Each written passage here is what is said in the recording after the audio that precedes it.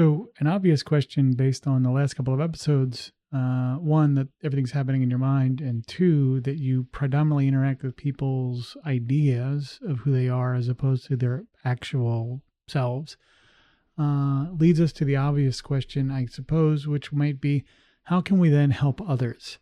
When it comes to helping someone who's in genuine distress, what does that mean? What does it look like? And how can we do it given some of those sort of conceptual constraints that we've talked about? The first things first, if you haven't listened to the episode about interacting with other people, how you typically interact with the idea of that person as opposed to the person themselves, you want to go back and revisit that as a kind of concept piece for how we might then go to help other people.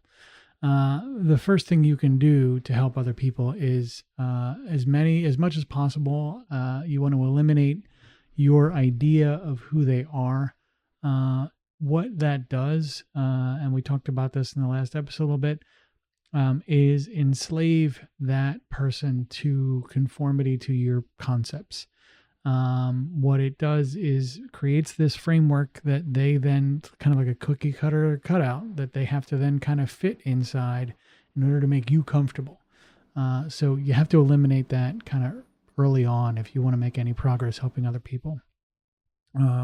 When you do that, when you eliminate that sort of idea of who they are, you give them the freedom to act in any way that they want, and you don't have an emotional response to those interactions.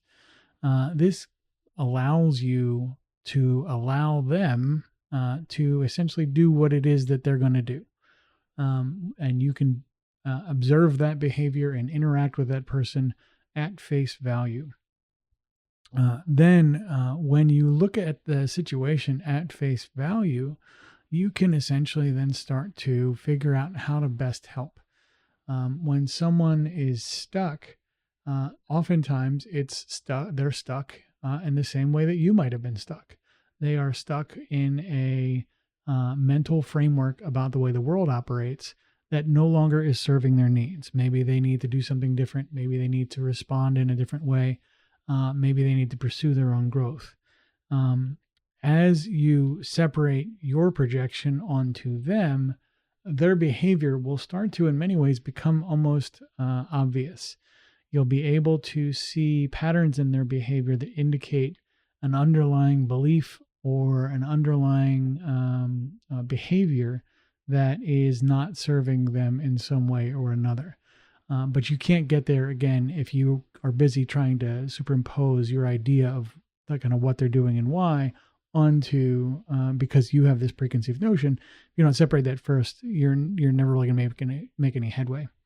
But once you've taken your idea away and we can watch their behaviors and start to see the patterns underneath them, then you can start to really meaningfully point out opportunities that they might go and find new perspectives or new ways of thinking or ways of behaving to help them achieve their goals. For example, if you see someone who is complaining that they're having maybe a hard time with a friend or loved one, you might point them at the last episode where we talked about your problem with a friend or a loved one is probably your problem with your idea of that friend or loved one and not the loved one itself. When you start to see these things, though, you can start essentially triaging the real behavior and the real actions, and then helping them get sort of the cognitive toolkit that they're going to need to move forward.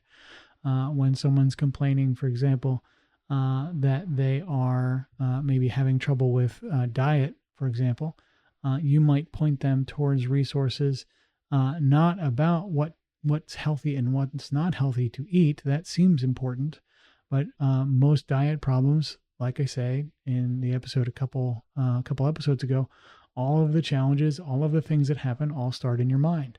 So you might point them to that conversation first as a way to start pursuing some self-development or self-improvement. So as you're going through this and as you are working to help others, again, separate your idea of who they are from who they actually are and how they behave. And then understand that most behaviors that other people have, just like you, are all the product of this sort of mental construct.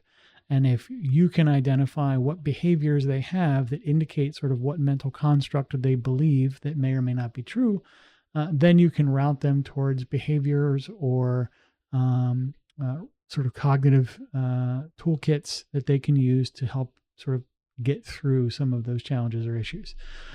With that, we'll see you next time.